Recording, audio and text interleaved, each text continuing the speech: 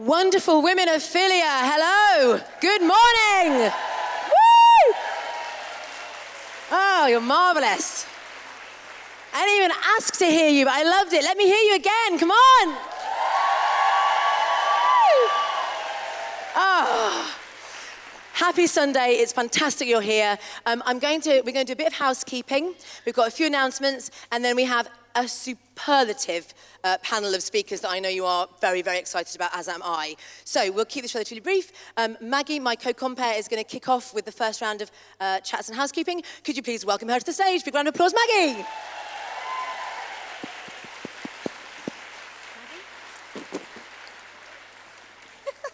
Thank you, Rebecca. Good morning, everyone.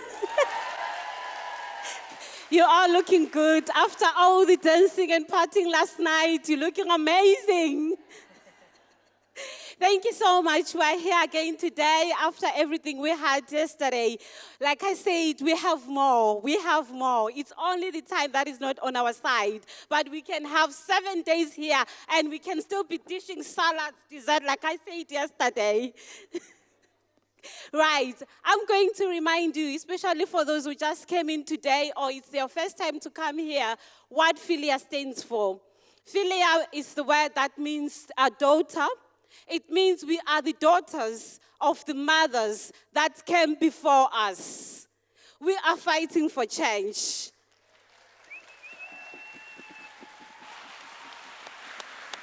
From our generation, I'm not going to be a daughter like my mother, because my mother was living on suppression. She was being suppressed. She was being told what to do, what to wear, wherever to go. But I am different. I am a fighter, and it's the daughters that I'm raising. My daughter is going to be a fighter more than I am because of you all.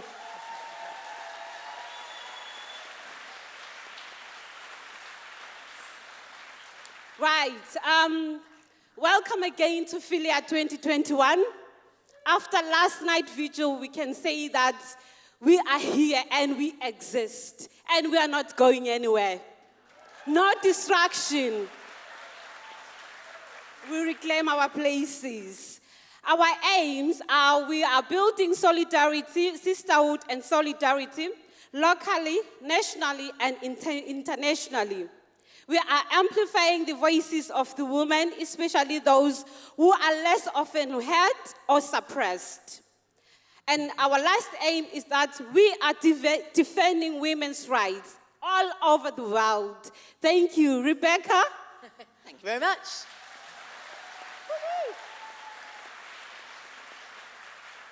So my little bits of housekeeping are there's just a heads up about if you're taking pictures and putting them on social media, could you please check with the people who are in the pictures? I know most of us are and all that sort of thing, but most of us I'm not even doing social media, so some of us aren't even as competent to do that. But if you can just be really conscious, it's not safe for everyone to be in the public domain without so a check is encouraged, and thank you very much for that. I wanted to also encourage you to pop out to visit News from Nowhere, which is the book stall, which is just out there. It's fantastic. And I mean, this is a book, just happens to be one I wrote, but it's out there if you want, isn't it? I mean, it just came to hand. It just came to hand. I don't know, it's lying around, I don't know. But anyway, the great thing about that is that it leads me nicely segues me into my next announcement, which is just that the work I've been doing and that book that I've co-written with my wonderful friend is all about Greenham Common. Yes, exactly. I was there at that age, just in case anyone, thought I'd been there in a different age, because someone did last night at the party. How very dare, Leslie. Anyway, I just want you to know that we're going to another celebration. We celebrated them this year for their 40th anniversary. We are totally in the open to all ideas stages, but next year is the anniversary of Embrace the Bass.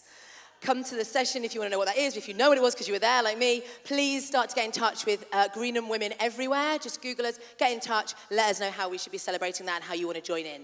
Hurrah. And go to Aldermaston Women's Peace Camp as well. There's still women actually doing a woman-only peace camp at Aldermaston where we make our horrible nuclear weapons. So let's support them as well.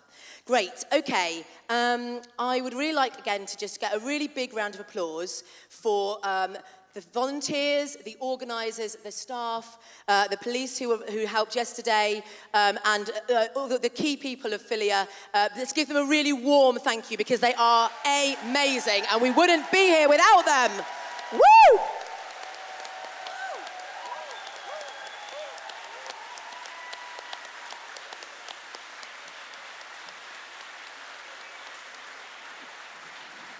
The venue, the tech guys, everyone who's around here, they've been fantastic and we're really, really grateful.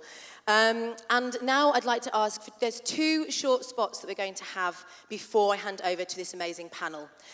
One of them, I mean, I don't say this lightly, I mean, we're here on the shoulders of so many giants and we're such amazing people all together. The women in this room are fantastic. But I am about to introduce you to a feminist legend. Could you please give a warm introduction to the stage to talk to us very briefly about Feminist Archive North? Jelna Hamna, please.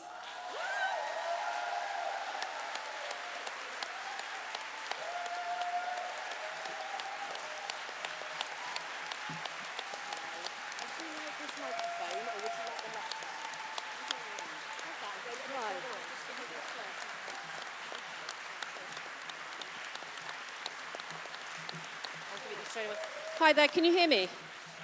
Lisa Marie's asked me very briefly to introduce Jalna, which I wasn't expecting to have to do, so forgive me.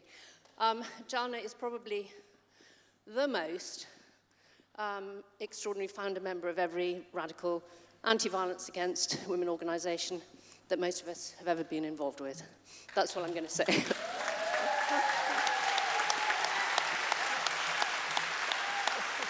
Well, thank you. Thank you for such a warm welcome.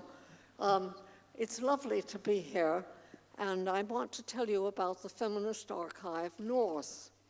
If you want to find material that's outside London, of course there's the London Library, but in the north, in Leeds University, we have complete collections, international, national, local collections of women's activities over a number of years, starting in particular from 1969, when the women's liberation movement began in this country.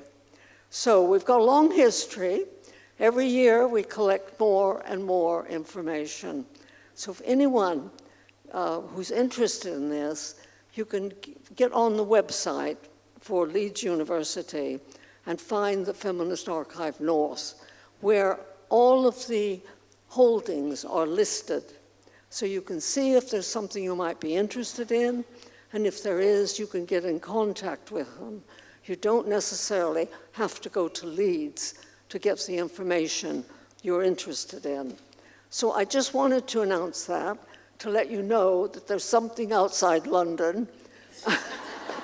And that is, as well as that, of course, there's a collections in Wales and in Scotland. So we have a number of collections you can check. If you don't find something one place, you can look for it in another.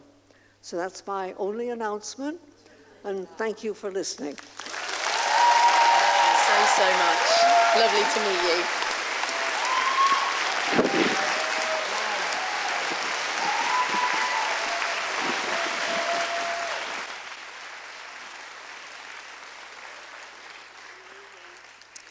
There was someone else who was supposed to be here at this conference. They had their ticket booked and everything, and very sadly, they died unexpectedly. I know, yes, and to honour her, I'd like to invite Barbara Hughes' 2 friends to just very quickly explain her and to read one of her poems to you. Please give them a very warm round of applause.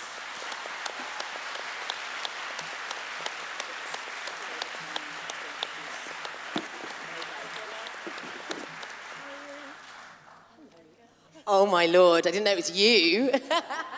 Please give this woman a much bigger round of applause, Fiona Broadfoot. Woo!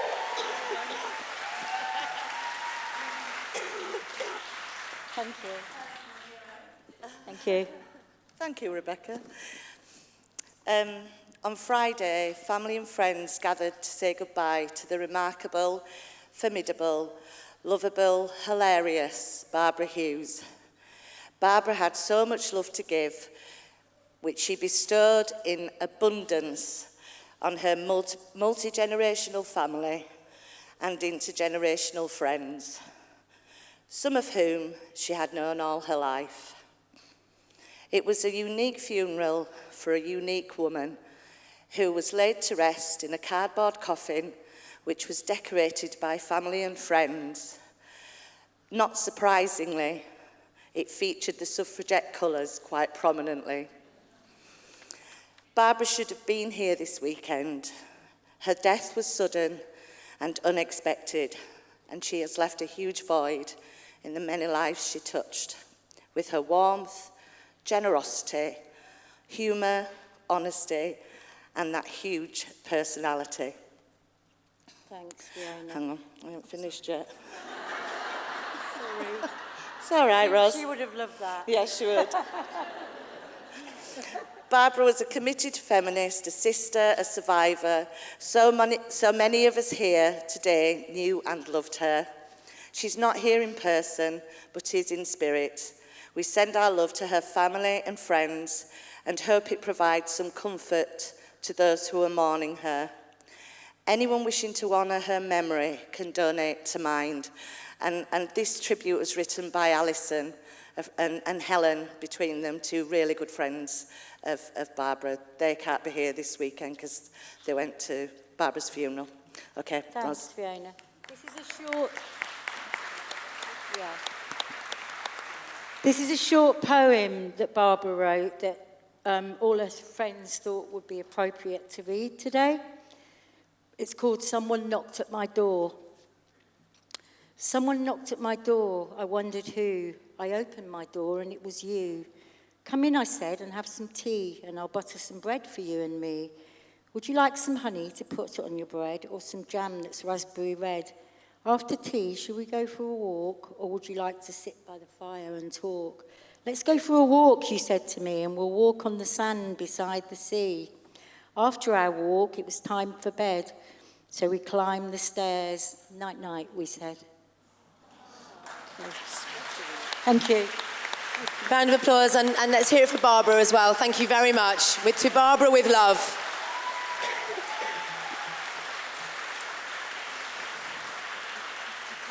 What an amazing thing this is. You know, we are all here, we have exalted, we love, we laugh, we cry, we dance, we rage, and Philia makes that possible.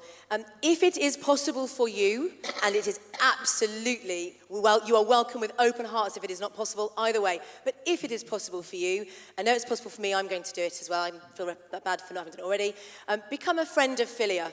Just if even a few of the people in this room gave £1 a month, imagine that how we'd be holding them back, we'd be holding them up as they hold us up, and we'd be allowing this to continue for other women to benefit as we do, and it would make a massive difference. I know what a massive difference that would make. So if you are able, Friends of Philia online, even just £1 a month would be amazing. I'm going to hand over to Maggie now, to Philia. Maggie? Thank you, Rebecca. Thank you so much. There's one thing that I've always hoped and prayed for, that to see women fighting for African women, because our stories are silenced. We're talking about the women that are in the village. They don't have internet. They don't have phones. They don't have newspapers. They don't know what is happening around the world. And Philia has made it possible today. I'm representing Zimbabwe. I'm sharing the news with my sisters, with my friends back home, that come on, you need to stand up and fight for yourself.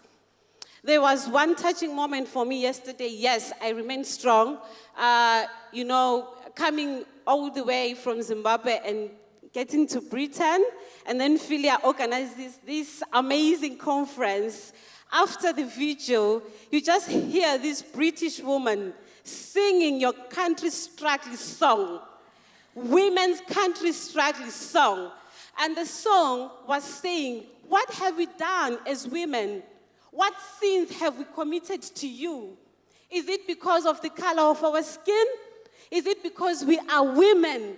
What have we done? And that song was being sang by British women, older women. It really touched me.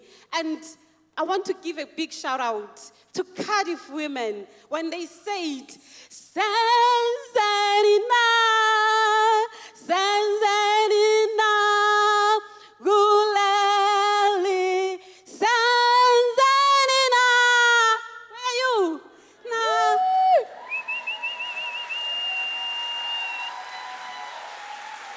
Cardiff women, they sang that song with passion outside. We danced. Tanzania.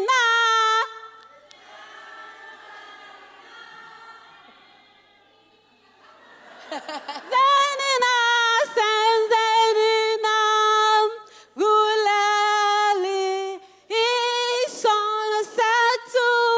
isono setu. That's amazing. There's one woman who's here today who's talking about India, who's talking about the women who are being suppressed in India, who are being told what to wear, who are being told which religion they need to go to. And this is the story that we need to hear now. And when they talk about that woman, you'll be thinking about a big, massive, giant woman, because that is a big task. But she's here today. You just have to see her yourself. Vaishnavi. Sundar.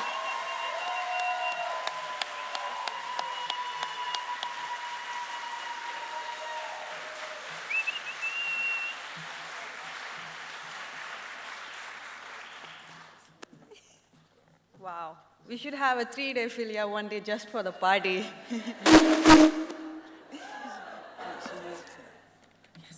Speaking of mothers and daughters, when I was packing to leave and come here, my mother was talking to me about just old times and just reminiscing about my childhood and other things. It was a strange moment because we are not a family where we share things. We are not a family where we hug each other.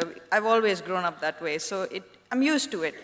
But suddenly she was saying something about, you used to be so scared of everything, when you were a child. You used to be so afraid to do things on your own. And you're going to UK on your own to speak to women about India and other things. And then there was a moment's pause, and then she said, "I'm proud of you," under her breath.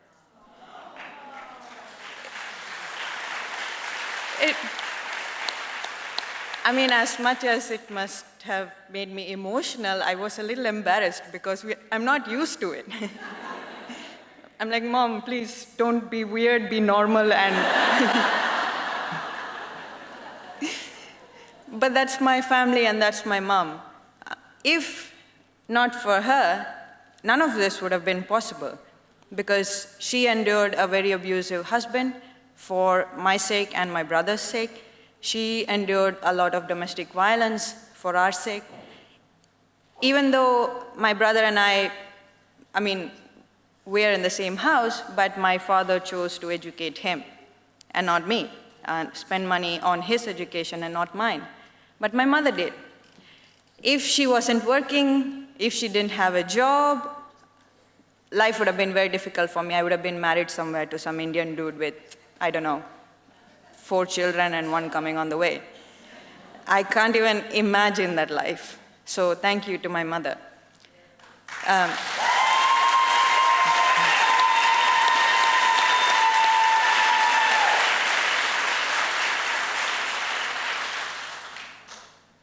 It's fascinating to me to talk about global sisterhood because I come from a very, very small town. And with every step of the way, there were always hurdles, new challenges, things that I needed to learn along the way, things that I didn't have some sort of a book that I can refer to so that life just gets easier. There was none of that. And somehow in my mind, I felt like I aspired for things that the family was just not interested in seeing life that way, seeing the world that way. So when we talk about global sisterhood, it is of particular interest to me because if not for the global sisterhood, again, I wouldn't be here today. What has happened in the past 3 years has revolutionized my life. Before 3 years, I'm embarrassed to say, I was also one of the choice feminists. I didn't know any better. I didn't know radical feminism existed. And then when it hit me, my life just got a million times better. A lot lonelier, but a million times better. Instantly, the moment I found radical feminism and I said, gender is bullshit, practically all of India abandoned me. Yeah. I write for a lot of media organizations. Nobody wants to collaborate with me anymore. Nobody wants to commission written articles to me anymore. Nobody wants to support the films I make, even though they call themselves women's organizations. They don't want to work with me anymore because I don't accept that a man can be a woman.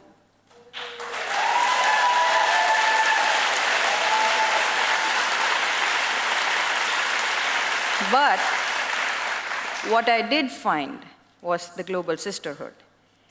With them, with all of you, I could carry on speaking my truth, because if not for all of you, that would have been impossible. It was very, very painful and lonely when all these people started saying things that were not true, that I'm somehow a bigot and I'm a horrible person and I'm very privileged, I don't know what I'm talking about. And all of those things that you start questioning whether maybe they're right. Am I really a bad person? Because they say it over and over and over to you. And then I found a group of women who said that I am not a horrible person, because you have all been called the same thing by many people too. So when I found all of you on social media, that was the only way possible, I felt a lot lighter. And then I realized that this is where I want to be. This borders have to be erased, and we have to all come together if we want to achieve this one mission of achieving women's sex-based rights. With Women's Human Rights Campaign, I work very closely, and I listen to women speaking. I listen to women from all over the world. I get a front row seat hearing about the advocacy that they are doing in their country, and that sort of emboldens me even more to want to do all of that in mine, even though at the moment we are very few people who think that gender is bullshit. But it feels good to know that that number will grow, because in many other countries too, the sisters have really felt horrible about maybe they are just the one woman in their respective country. And I think, well, my situation is not bad then. There are at least a few who I can meet, who maybe don't think I'm stupid or a horrible person. And all of them are introduced to the global sisterhood too. Collaborating with women from different organizations everywhere else in the world, making films with women around the world. All of these things have only been possible because I think global sisterhood is important. The previous film that I made, Dysphoric, was only possible because of this global sisterhood.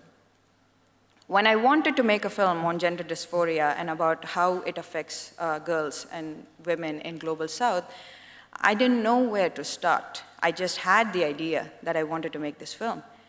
One by one, I started speaking with people from different countries, whether it affects them the same way it does India. And then I realized it is a very, very huge problem, even though it's not talked about in the mainstream, because all we hear is trans, trans, trans everywhere. But there is this hidden stories of many, many women who have undergone this procedure, and I thought that story needed to be brought to light. So I brought together a crew of women, all of them from different parts of the world, and we decided we will together make this project. And then, of course, the people that spoke in the film, Stephanie included, I'm very, very grateful, came together and just readily, willingly spoke to me, gave hours and hours of their time for me so that I could record them on Zoom. And that then eventually became the film. So if not for that global sisterhood, that film wouldn't have been made. Now, even though in India nobody's talking about gender dysphoria, or worse, nobody's talking about detransition, this film is there. And this film is made by an Indian woman, and that will forever be on YouTube, made by an Indian woman.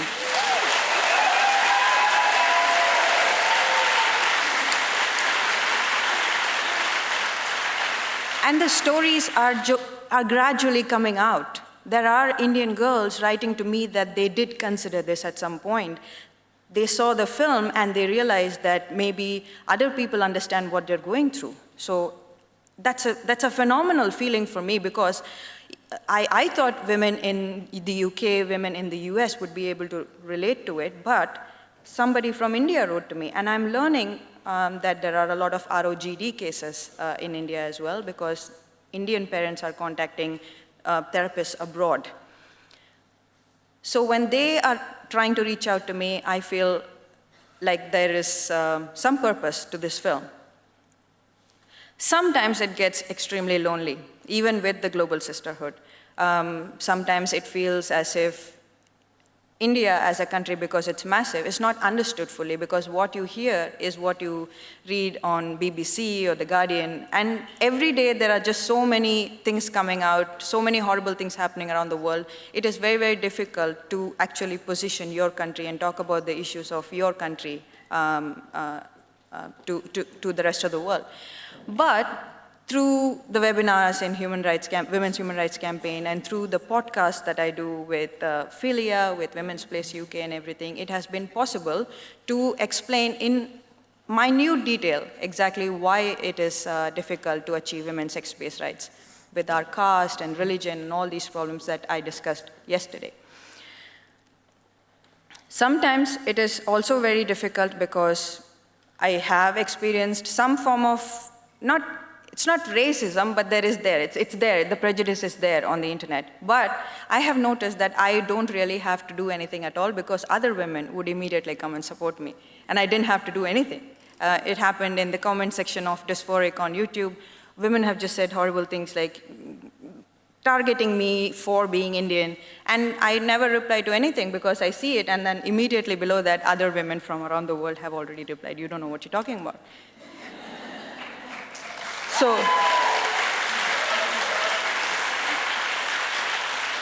So that's heartening too. And many years ago when I started making films, I felt like I was very alone, because there was all these boys club, and if you have to be part of a community within the film world, it seemed almost impossible. It seemed boring to hang out with men all the time. So I went ahead and created a community for women filmmakers around the world. Right now it has members from 19 countries. And I collaborate with these women for my film projects. If you had told me, I don't know, 5 years ago that I can work with a music composer who's not sitting with me composing and showing me, I would be shocked. But I worked with, for Dysphoric, I worked with a music composer from your country, from the UK, actually. We Skyped, we somehow figured it out, because anyway during COVID you couldn't have met, even if the music composer was your neighbor, right? So we worked it out. What I'm trying to say is, there are avenues, there are opportunities. We just have to create them. There are ways in which we can collaborate with women from Russia. Yesterday we were talking, Patricia from Zimbabwe was telling me that we should do together. I said, yes, we should. Similarly, I urge all of you to work with women. You might not know, it might feel weird, but just reach out, talk to them, find ways in which you can, fuse your experience and bring meaning to that. Because largely, this could have been anybody. The story would be the same, We're all women after all. So our experiences matter, and our experiences are better when it is told on a global scale. So let's all find ways to come together and do something excellent and really, actually take down the patriarchy. Thank you.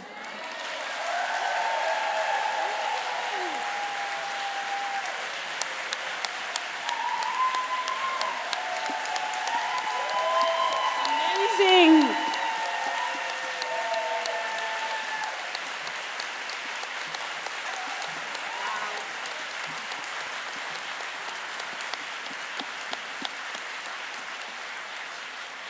While you are in the applauding mood, let's also give it up for our BSL interpreters. They are amazing.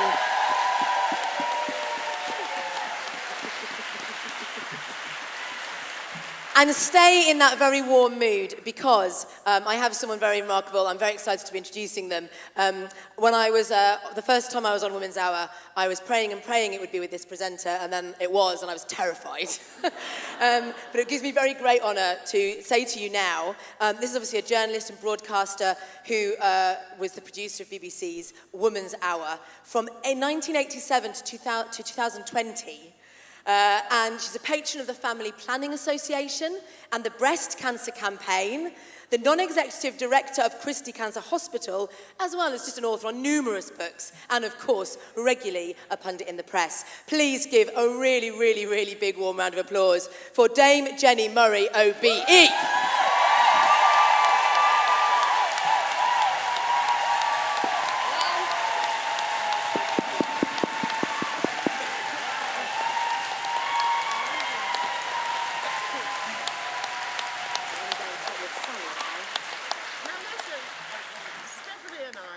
Introducing Stephanie to you in a minute. We're the old crocs today, aren't we? Hey. We're both, well, oldish crocs. Can we stand up over there for 10 minutes, or for you, even longer? And we thought, no, we're just going to sit down. So please, forgive us for sitting down. Now, I arrived in Pompey, as I always have known it, this morning, for the first time for 40 years. I used to work in Southampton, and I thought, it's all right, I've got Google Maps, I'll be fine. Half the roads were blocked. My Google Maps went mad, and then I saw lots of men in shorts getting ready to run. So I did have to phone up and say, help, help. And I was parked out the back, which I was so grateful for, because you'd think I'd know about microphones, wouldn't you? I was so glad to be parked out the back, because it meant I avoided the sexual favours that apparently were on offer out the front.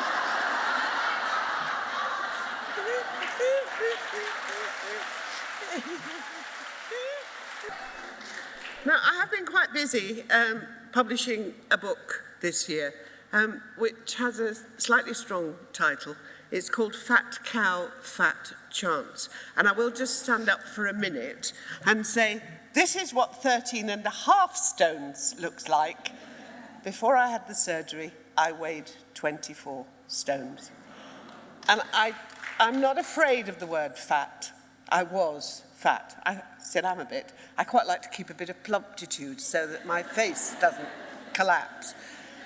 But the reason I was so angry about the fat chance thing was I'd be walking in the park with my little chihuahuas, and two blokes, it was always blokes, never, ever, ever did this come from a woman, never. And they'd walk past and go, oh, fat cow. Wouldn't go there, would you? For which, on the whole, I was immensely grateful. But I just thought, how dare they behave like that? And, you know, I'd be driving along in my little Mini, and some bloke would drive up alongside me, and again, ugh, fat cow. And then I went to a conference about obesity, because after I lost half my body weight, I became very interested in obesity, why it happens to some of us, why it doesn't happen to others. And I went to this conference, and a young Irish, most people call them bariatric surgeons, I call them metabolic surgeons, because the metabolism is really what it's all about. And he stood up and he said, has anybody noticed, you know, we have hate crime. If you call somebody out because of their sex, their gender, their race, and he listed all these things off. And he said to this audience of people, all very interested in obesity, what's missing from that list? And the whole room just went, oh my God, obesity. It seems it's perfectly all right to say whatever you like to somebody if they're fat. Well, it's not all right.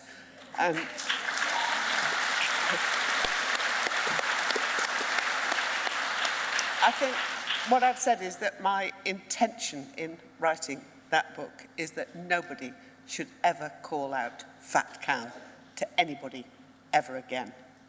Now, the woman sitting next to me, when I was about to write an article in the Sunday Times about the trans question, for which I did get into a bit of trouble, it has to be said.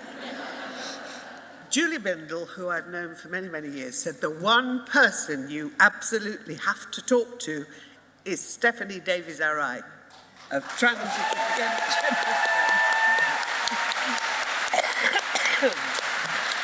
So it's my pleasure to introduce her this morning. Stephanie. Thank you. Can I just ask you to use that microphone that's there? Oh. Yes, it'll be a bit louder. But I feel like I'm being too loud now, and sorry, I'm trying to be something. Stephanie, sorry, round of applause again.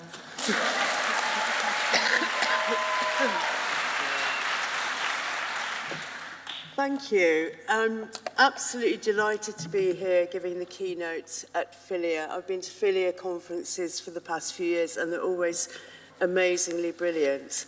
And I'm especially delighted to be introduced by Jenni Murray, who was the first high-profile, famous person to call me after I set up Transgender Trend. And we had a lovely chat, didn't we? We did.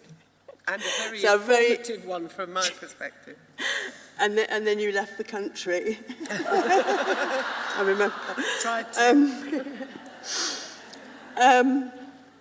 So in 2015, I made the decision to speak out about the betrayal of this generation of children and young people and the absolute total betrayal of girls who can now look forward to growing up to become menstruators or bodies with vaginas or uterus havers.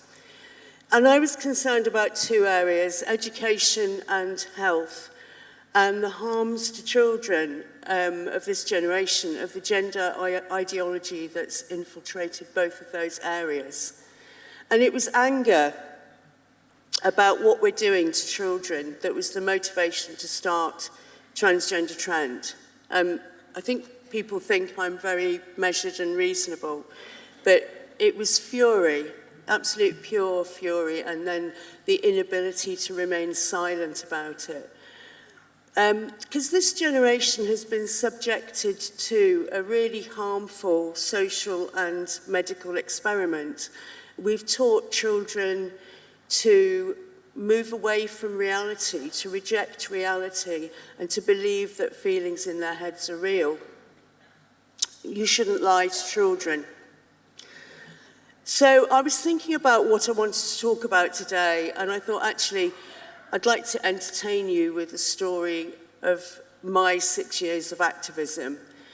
Transgender Trend is a success story, and I think it's really important that we celebrate those successes.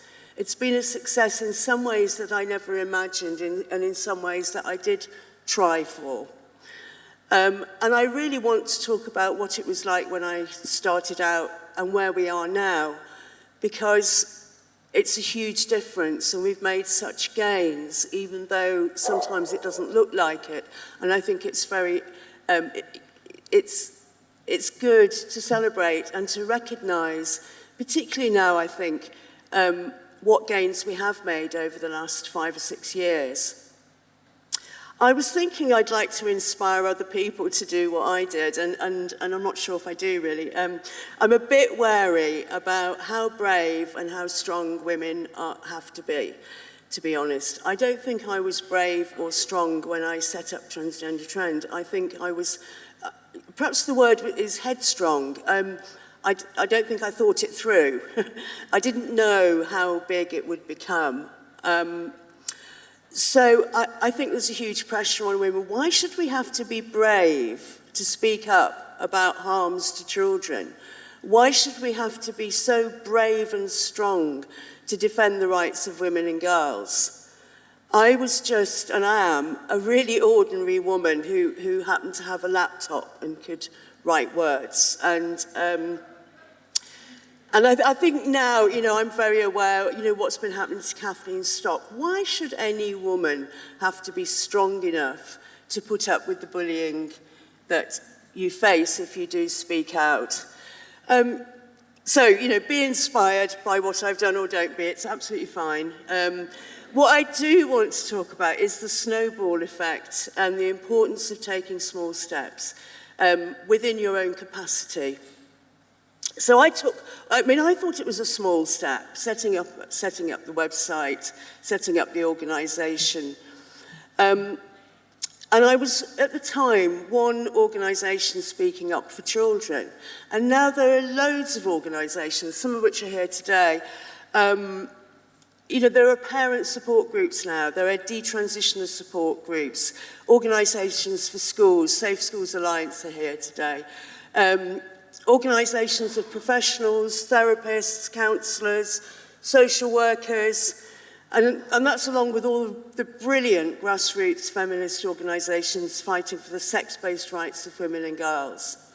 So that's in 6 years. It was Transgender Trend.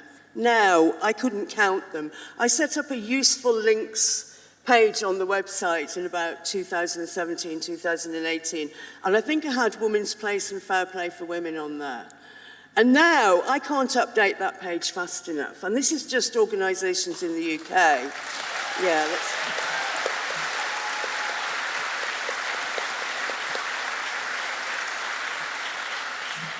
I have to say at this point, I don't want to sound like I think I'm responsible for, you know, I don't want to say like I'm taking the credit for this amazing movement in the UK.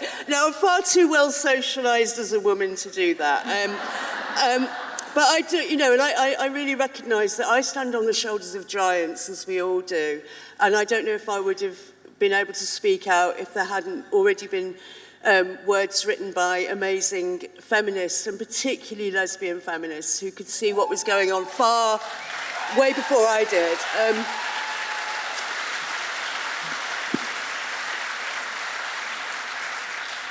And actually, talking of those lesbian feminists, it was after a Philia conference back in 2015. I hadn't yet set up the website, I'd been working on it that year, and one of the prominent lesbian feminists, Angela Wilde, contacted me and asked me to meet up with a group in this grotty little cafe somewhere near where the Philia conference was in 2015. And I met up with a group of women. There was Sheila Jeffries was there, I think Leanne Timmerman was there, amazing, brilliant women.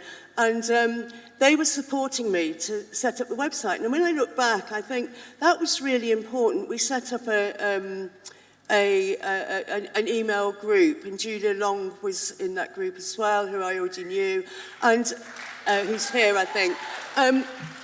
And when I look back, I think that was so important that I felt, because I didn't have a gang, I didn't have a tribe, I didn't have a group to do this with.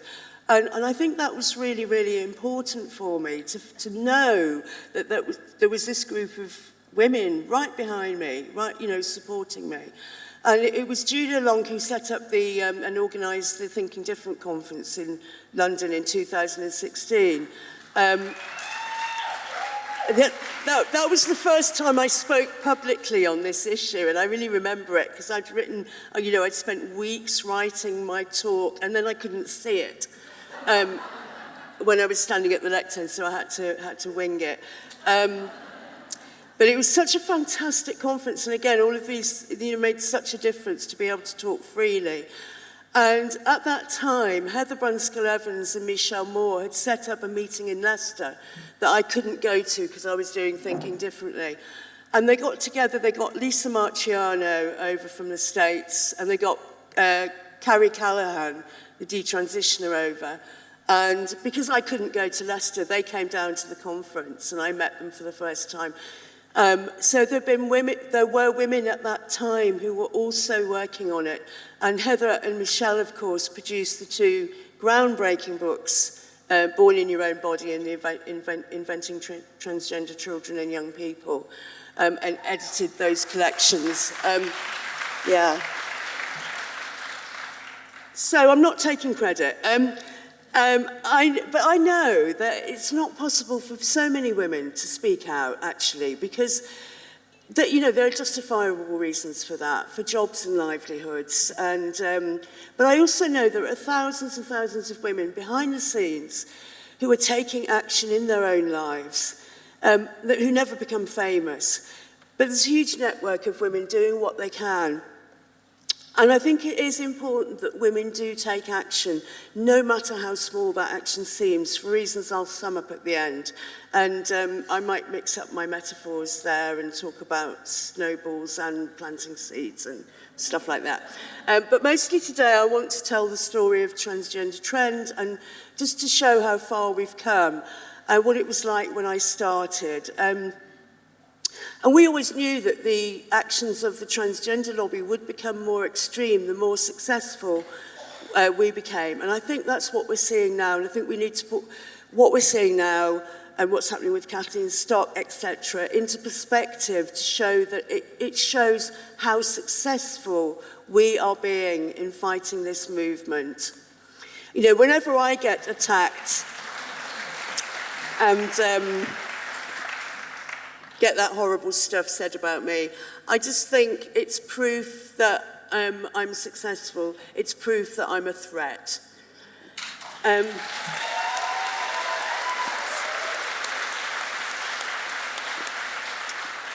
So I had two basic aims when I started. One was to provide an evidence-based resource for parents who were only finding propaganda online at that time.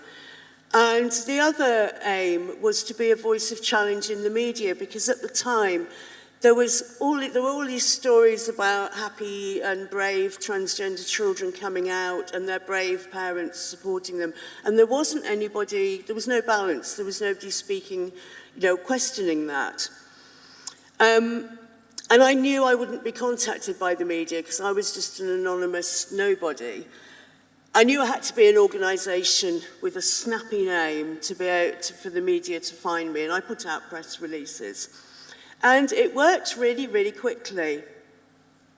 In fact, I started a page on the website called In the News. Absolutely delighted whenever I got invited on to do something or comment of mine was in a newspaper. And I had to stop that page really quickly because there was so much, I just couldn't keep updating it quickly enough. So I was in every newspaper. My comments were in every newspaper. Any story about trans children, there was a comment from me. Except The Independent, I have to say. And The Guardian did take quite a long time. But I was on BBC local radio stations. I was on TV news on all channels, Woman's Hour, Today programme. So I was everywhere. It was like I was the one person in the country that was opposed to the transitioning of children. And I worried a bit about that. Now, of course, there are loads of spokeswomen. It's brilliant. But in 2016, I even appeared on Newsnight in discussion with Susie Green, CEO of Mermaids. I think I won that because then they started saying no debate.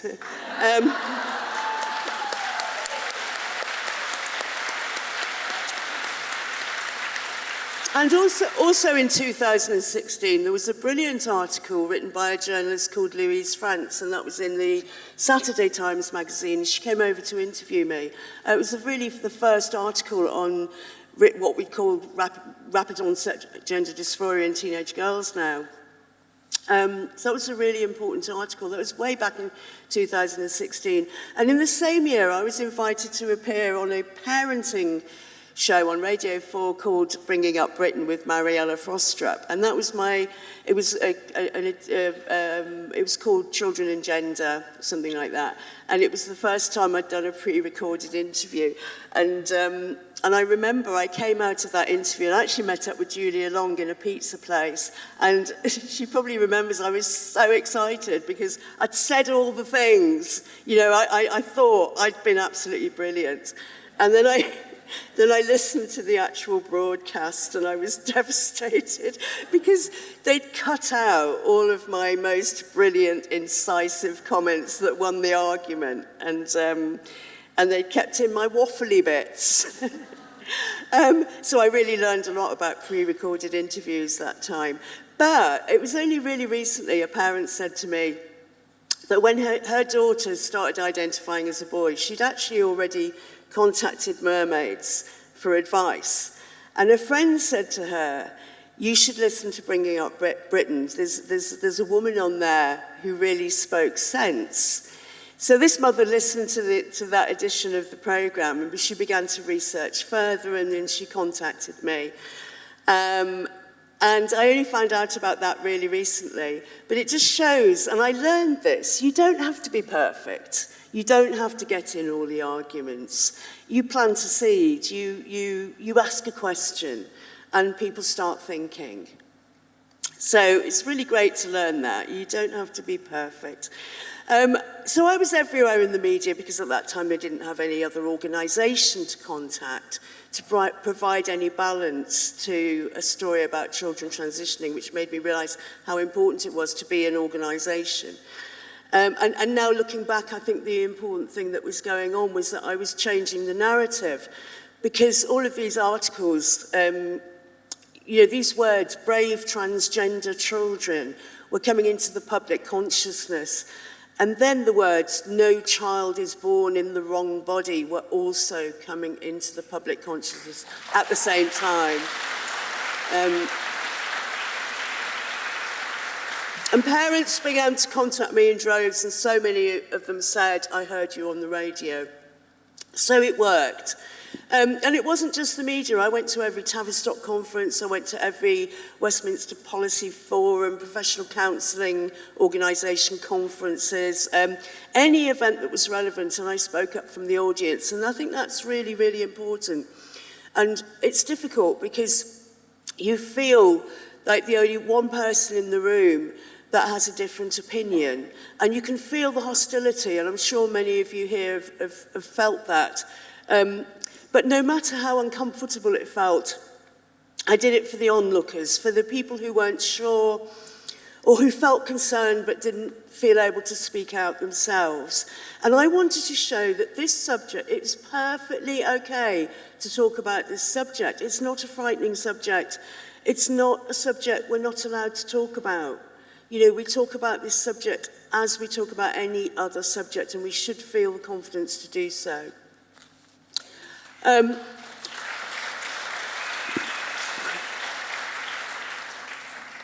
Also, when I set up the website, I made a very hopeful page called Professionals Speaking Out.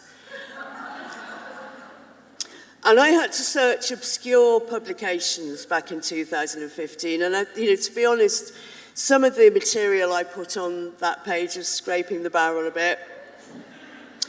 And now look, over the past 2 years, I can't update that page quickly enough, so I apologise if it's out of date, because there's just so much.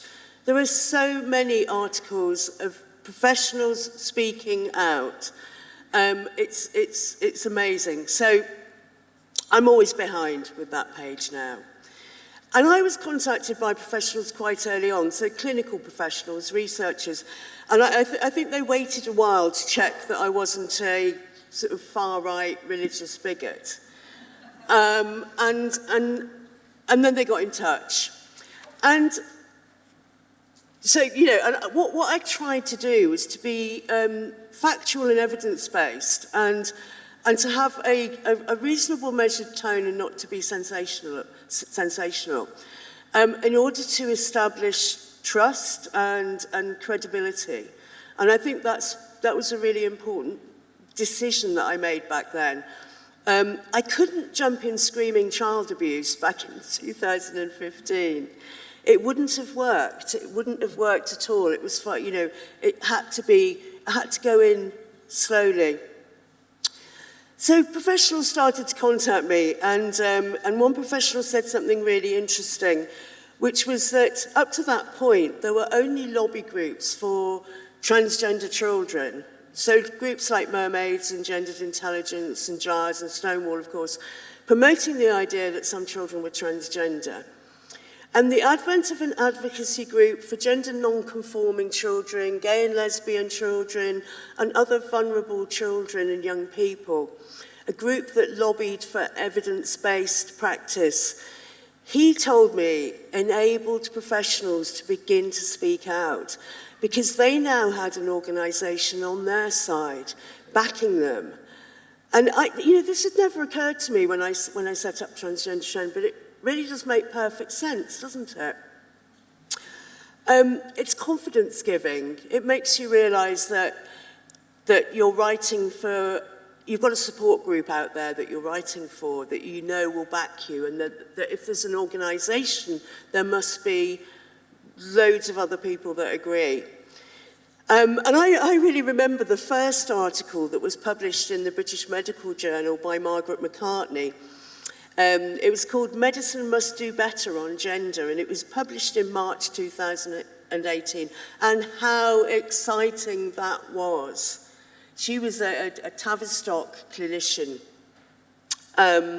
And now, of course, there are loads of articles in the BMJ being published all over the place by clinicians, psychotherapists, psychiatrists, ex-Tavistock clinicians everywhere.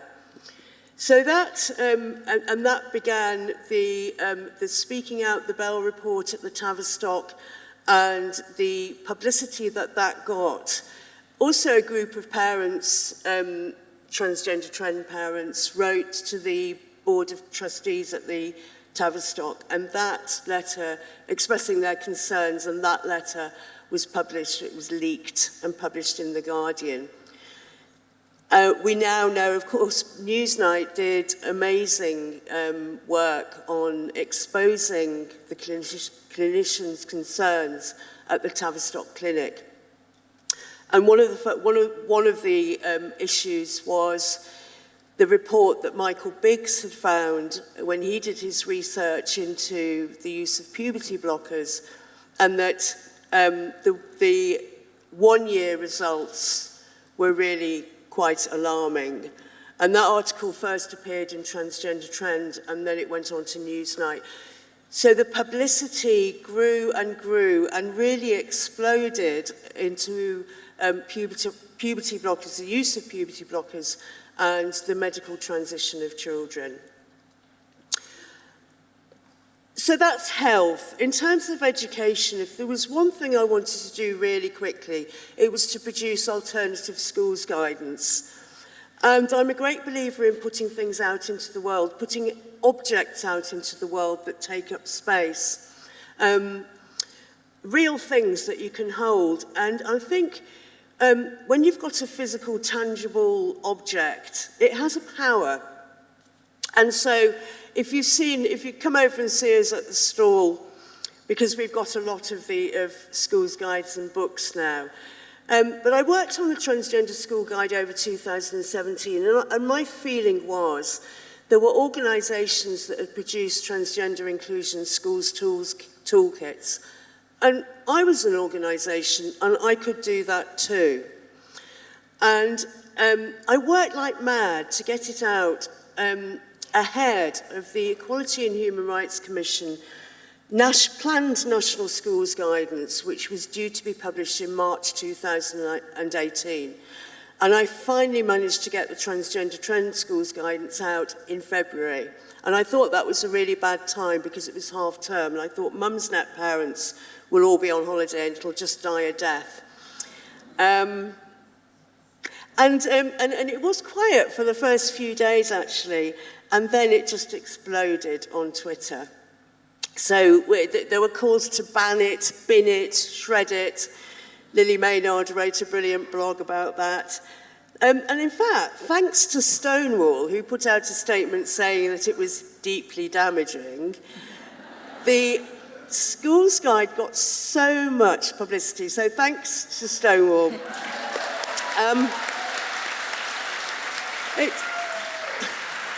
It got so much more publicity than it would have got otherwise. Downloads were going mad.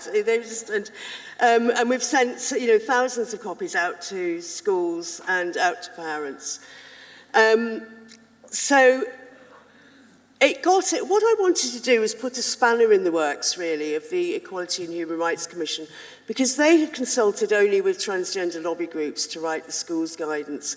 And I contacted them in 2017 and said, I want a meeting too. I am also a stakeholder. And they met up with me, and I went along with some parents and professionals to meet them, and then sent them the schools guidance. I wrote an evidence document for them, and I continued to email them with parents' concerns and with every other schools publication we published. And, I don't know if I made any effect on the Equality and Human Rights Commission at that time. We really can't say, but they didn't publish their guidance in March, and they still haven't, and they're not going to anymore. They want the government to do it now. And I think there were many factors behind that, but I like to think I played a small part. Have I got 5 minutes? The importance of putting things out into the world. I really, along with the school's guidance, I really wanted, it was a passion of mine to produce alternatives to the awful transgender books that were being produced, even for early years children. And, you know, encouraging the youngest children to believe that they may have been born in the wrong body. So, My Body Is Me by the amazing Rachel Rooney, over there.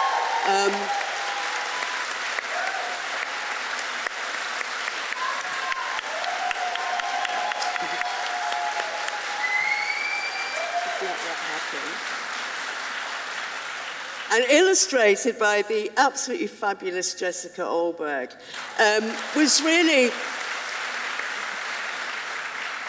it was like a dream come true. I'd met up with Jessica and we were talking about ideas for the book, and my ideas of the text for the book were so boring when I look back. And then Rachel just pops up with this amazing rhyming couplets, just perfection, and just blew everything out of the water that I was thinking of, and that was so sort of pedantic and boring, and so it was just, you know, I do think when you start something and when you speak out, you attract similar people, and one thing I absolutely, you know, this is brilliant about Transgender Trend is that I've attracted the best people, you know, like Rachel and Jessica, and we have our new book, which we're launching at this festival, at this conference, called Sex and Gender, and the author, Phoebe Rose,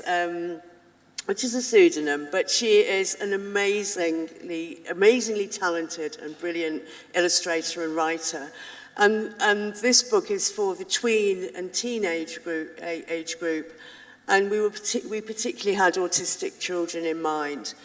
So go and have a look at the stall, because it's there and you can buy it here or online. So I feel that I've achieved you know, a lot of the things that I set out to achieve, and some things that I didn't set out to achieve, but happened anyway. But I am just an ordinary woman with a laptop, and I saw what was happening, and I couldn't look myself in the mirror if I didn't speak out, if I did nothing about it. And I now find that I've got a website that's regularly reviewed by government departments, by the NHS, by universities, by the media, and globally, governments globally, pharmaceutical companies, all sorts. And we've got our articles have been translated into over 20 languages. And much of my work now happens behind the scenes, but I find myself being taken seriously and being able to influence policy. After all the years of facing hostility, things have really shifted. And I only started Transgender Trend because I felt angry. You know, you should not tell lies to children. But anger is a great motivator, and it's really useful because it indicates to us that something is wrong. And I think if we feel, and particularly as women, if we feel helpless in the face of anger, we get depressed, don't we? You know, whenever I feel like giving up, I remember that if I wasn't doing anything about it, I would feel worse. So I think it's really important that women look after our mental health, that we don't take on stuff that is beyond us, that perhaps lays us open to bullying that we can't take, or risks our livelihoods and our jobs. But we do speak out in those little ways, in whatever capacity we can, because it is good for our mental health to feel that we are taking action, and that we really depend on this huge network of women who are doing exactly that behind the scenes, and that we know we're supported by them. So you can sign petitions, you can write to your MP, you can write comments under newspaper articles, you can write anonymous blogs for Transgender Trend. You can complain to the BBC, it really does make a difference. You can make a monthly donation to the organisations that are working on this. But in all those myriad ways, if you feel like you're taking action, you feel better.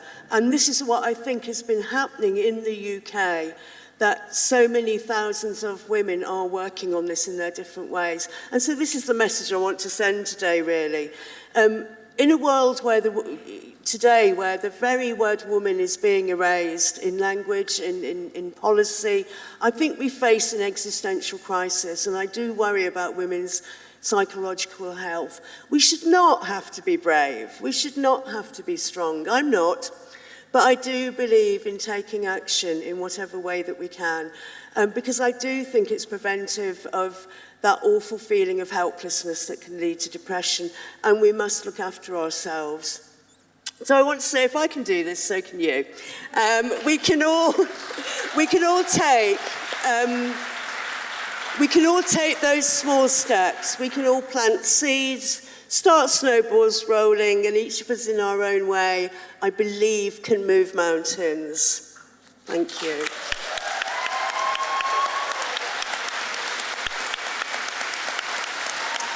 I think I went on too long. Oh, didn't it?